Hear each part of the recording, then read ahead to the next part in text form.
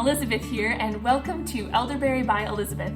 This is my little spot where once a week I share a very quick and easy wellness recipe that uses common herbs, spices, and nutritious foods. So today I'm showing you how to make elderberry syrup using an Instant Pot. Again, I want to keep these videos quick and easy, and your pressure cooker is a lifesaver to making this an uncomplicated process.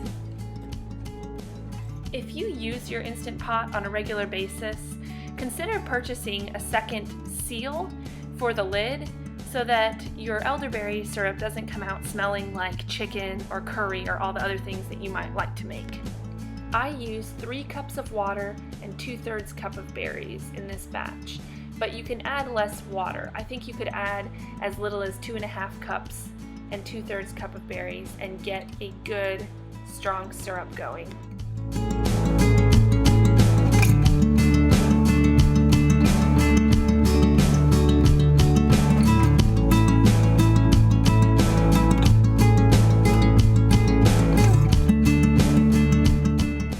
Just seal the vent on the top of the pot, turn your Instant Pot to high pressure, and manually set the timer for 9 minutes, and then it's just a matter of waiting.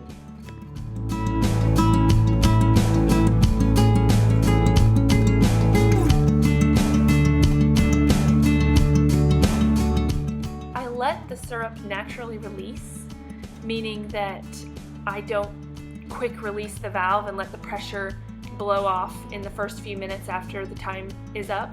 Instead, I'll leave it on L, which is low heat, and let it go about 25 minutes, and then the lid will open automatically. This is about the point where I will remove the lid and I will add the spices in. I like the spices to simmer on low heat because a lot of these delicate spices just don't respond well to the high heat temperatures that happen when the pressure is on. Now you can use a variety of spices to make your elderberry syrup smell and taste delicious. I use cinnamon sticks and cloves in every batch, and sometimes I use fresh ginger or candied ginger. This batch can simmer on low for as long as you'd like. I leave it in here sometimes for 3 or 4 hours, or as little as, I guess, about 45 minutes. Notice that I vent the pot during this time, meaning there's no seal on it and the steam can just freely come out of the top. Then at the very end, I just pick out the big pieces of spice that I can find and pour the berries through the strainer.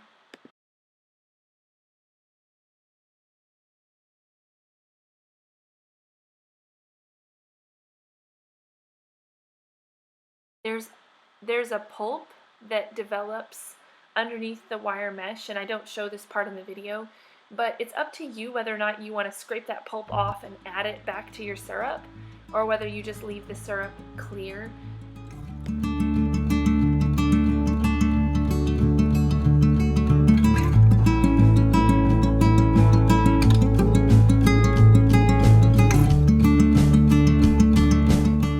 When you've strained all the syrup out of the berries and you juiced them all out, then it's time to get whatever container you want and pour out your syrup into containers.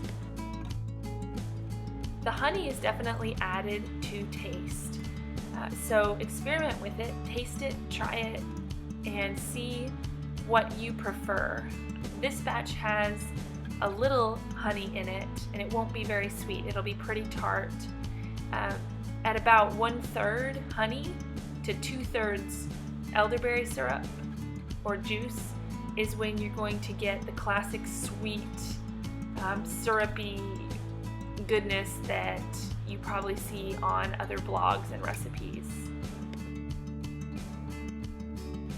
Traditional wisdom is you can keep this in the fridge with the raw honey in it for up to 2 weeks, or you can freeze it. I heard of using ice cube trays to freeze it in individual portions. Then you can pop the cubes out of the tray when you're done freezing them and just store them in a bag or a box. And frozen, this syrup can be kept in the freezer for 6 months or more. So I hope you found this informative. If you have any questions, be sure to leave them for me at my email address. And thanks for watching.